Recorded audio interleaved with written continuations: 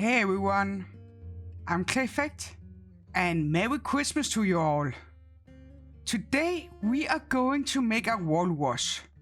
So let's get started.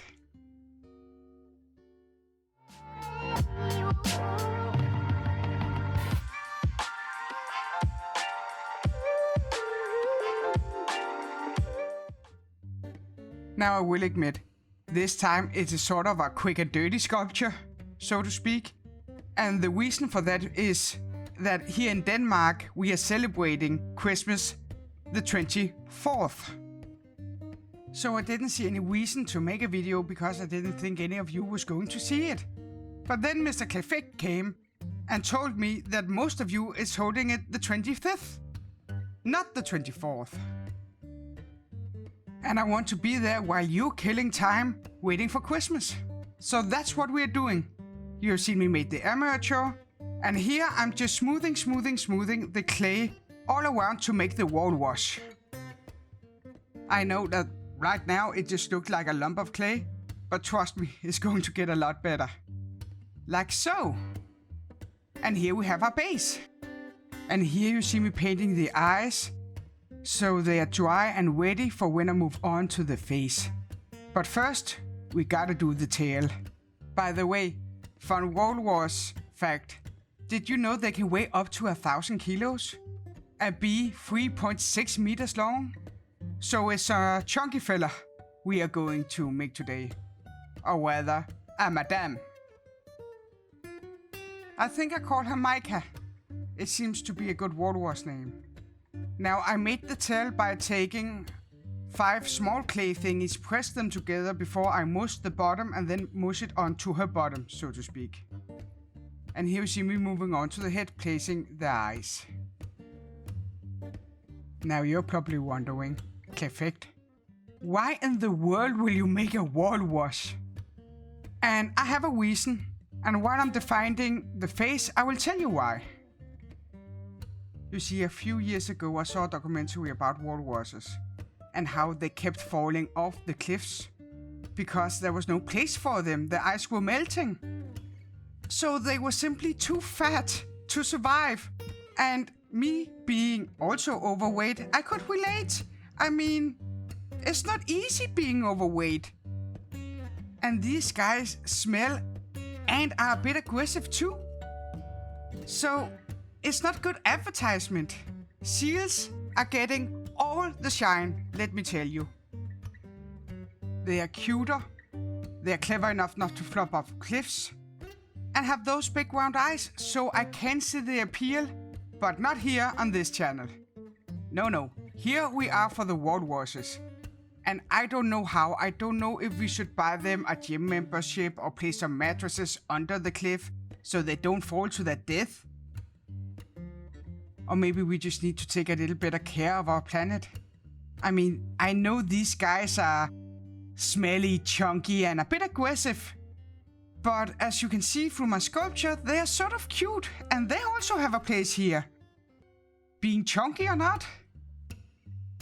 Anyway, now that I have made the snout with the teeth, I move on to the cheeks. I just put on and blend in. And I think it's time for another walrus fact. Did you know that both male and female walruses have tusks? But the male's tusk can become a lot longer than the female's, up to 80 centimeters long. So yeah, that's an overbite. Now you see me moving on to the eyelashes. And I'm trying to make the eyes a little bit sunk in, because walruses doesn't have very big eyes. But still, I want the cuteness factor. So I try the best I can to shape it to make it both cute and realistic. Before I move on to Maika's flippity floppers, her arms. And I do that by taking some armature that I press in, before I take some coarse clay and shape around it. And the reason I'm using coarse clay is because the arms are going to be a little more exposed and it can easier break off. So I want some more bendy type of clay. And I do this in 2 sessions. First the overarm and then the bottom flippity flopper. And I do this because I'm not completely sure how to make them, even with the reference photos. So I take my time and gently smooth it in and keep claying, so to speak, until I'm satisfied. Like so. Now all there is to do is texturing her flippity floppers. And then I can move on to wrinkles and her voluminous posture, so to speak. And I really have fun with this. I just love making all the folds and make it look good. Now while I'm doing that, let me tell you a bit more about Maika. You see, Maika is an older girl. A more seasoned girl. I think she has had her first love, and then probably her second. Her second love was Momo, and Momo died falling from a cliff because he was chubby. But that didn't stop Maika. I mean, she was sad about it, as sad as a walrus can be. You can even say she wallowed a bit, but she was also a stubborn girl. She needed to live on and keep away from tall cliffs. And that she did. And it was the spring after Momo's tragic death that she found out that he hadn't completely left her alone. No. She got little Micro. And yeah, that's what I'm doing here. Making a little Micro to her so she doesn't have to be alone. I do that pretty much the same way as I do Maika, just not with so many folds and wrinkles. I want this little guy to look newer, so to speak. Now, when it comes to Micro's personality, I think that he is a bit of a trickster that loves to make trouble and have fun and flop around in the snow. But when it comes down to it, I really think he's a mama's boy that loves to be around his mom and keeping her with company. And that's what I think about Maika and Micro's backstory.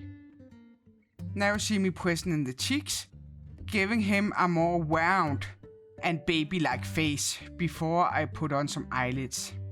I use the same size capuchons for Maika and for Micro. And the reason for that is because I wanted him to have big, bright eyes, seeing the world for the first time. So that's why. Now I'm just putting on his little tail flopper things before I move on to his arms. And I just have to say that I love that I textured Maika so much and didn't texture Micro that much. The effect, the contrast that it has is just perfect, and you're going to see that later, of course. Right now, I'm almost done with him and just giving him a bit of folds because he still has to be a chunky boy before I secure him with some baking bond on his mom. And with him secured safely, they just need to bake again before we move on to the paint. Now I painted them both in a gray-brown color, Maika's being a little bit darker than Micro's, before I gave the flippity floppers a pink wash to make it a bit more realistic in the folds. Now while I'm doing that and give their folds a bit of shadowing with a dark wash, let's have another walrus fact. Did you know that a walrus can be over 40 years old? Now that's pretty old for that type of mammal, I think. Now after I have shadowed and give it some more details, some spots here and there and painting the nose, I move on to dry brushing. And it was so satisfying to do. All those wrinkles, all those folds I have made just came to life while I have dry brushed. I also gave Micro a bit of dry brushing, just so he didn't feel left out. The dry brushing really made a big difference on Maika. And after that, I borrowed Mr. Clefect's toothbrush. I needed whiskers and I figured he wasn't going to miss a few hairs. So that's what I did. I put the hairs on with some super glue and a lot of patience, let me tell you. But it was so worth it when she was finally done and had her whiskers. All that was left to do then was to clean her up. And with her and little Micro, of course, all cleaned up, I think that is it for this video. Thank you so much for watching. Please considering comment, like, share and subscribe. It would really mean the world to me. I love hanging out with you guys. And I hope you like Maika and Micro. I surely do. I think they came out great. And with that, I hope to see you next time. Take good care of yourself and think about the walruses. Bye!